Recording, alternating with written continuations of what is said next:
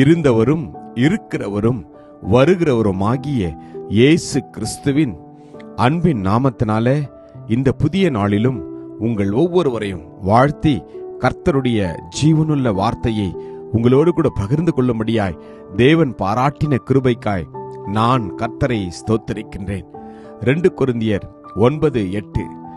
மேலும் நீங்கள் எல்லாவற்றிலும் எப்பொழுதும் சம்பூர்ணமுடையவர்களாயும் சகலவித நற்கிரியைகளிலும் பெருகுகிறவர்களாயும் இருக்கும்படியாக தேவன் உங்களிடத்தில் சகலவித கிருபையையும் பெருக செய்ய வல்லவராயிருக்கிறார்.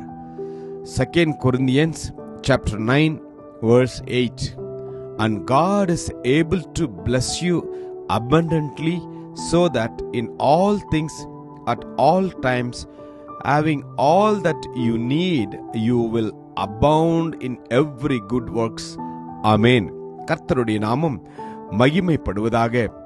நாளுக்கு நாள் நாம் நம்மில் பெருகுகிற இயேசு கிறிஸ்துவின் குண அதிசயங்களினாலே நாம் வளர வேண்டும் என்று கர்த்தர் விரும்புகின்றார்.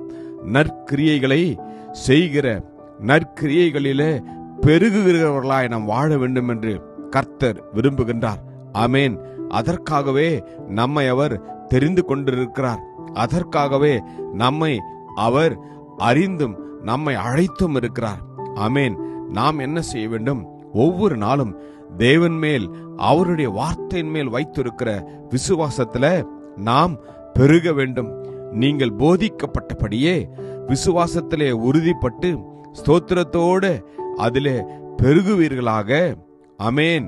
வேதம் சொல்கிறது, தேவனுடைய வார்த்தையை நாம் கேட்கின்ற போது அந்த வார்த்தையின் மேல் முழு நம்பிக்கை வைக்க வேண்டும். விசுவாசிக்கிறவனுக்கு எல்லாம் கூடும் என்று வேதம் சொல்கிறது.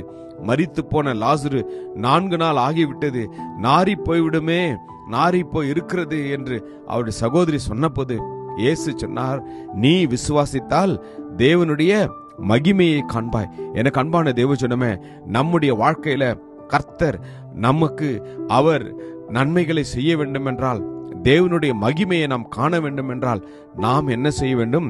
விசுவாசத்துல பெருக வேண்டும். அது மாத்திரமல்ல, தேவனுடைய வார்த்தையின் மேல் நம்பி அந்த நம்பிக்கையில நாம் பெருக வேண்டும்.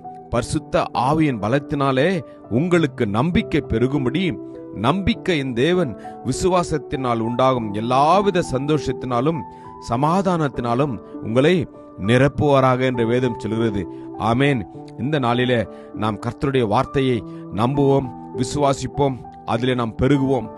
தேவனுடைய கிருபை நம்மில் பெருக வேண்டும். வேதம் சொல்கின்றது, நம்முடைய கர்த்தரின் கிருபை கிறிஸ்து இயேசுவின் மேலுள்ள விசுவாசத்தோடும் அன்போடும் கூட என்னிடத்தில் பரிபூர்ணமாய் பெருகிற்று என்று. ஆமேன். அர்ப்பணிப்போம். கர்த்தர் இந்த நாளிலே நமக்கு உதவி செய்வாராக. தேவனுடைய மகிமை விளங்குவதற்கு ஏதுவாக கிருபையானது அநேகருடைய ஸ்தோத்திரத்தினாலே பெருகும்படிக்கு இவையெல்லா உங்கள் நிமித்தம் உண்டாயிருக்கிறது என்று வேதம் சொல்கிறது. இந்த நாளிலே நம்மை அர்ப்பணிப்போம். நாளுக்கு நாள் தேவனுடைய நற்கிரியைகளிலே நாம் பெருக கர்த்தர் கிருபை செய்வாராக. கிருபையும் இரக்கமும் நிறைந்த நல்ல தகப்பனே, நல்ல நாளுக்காக உமக்கு நன்றி அப்பா. நாளுக்கு நாள் நாங்கள் அப்பா எங்களுடைய வாழ்க்கையில் அருளி இருக்கிற எல்லா கிருபையும் பொருந்தின எல்லா காரியத்திலும் நாங்கள் பெருக எங்களை அர்ப்பணிக்கிறோம் அப்பா. இந்த வார்த்தையை நம்பி விசுவாசித்த ஒவ்வொருவரையும் நீர் ஆசீர்வதித்ததற்காக உமக்கு நன்றி. ஆமென். God bless you. Jesus loves you. Amen.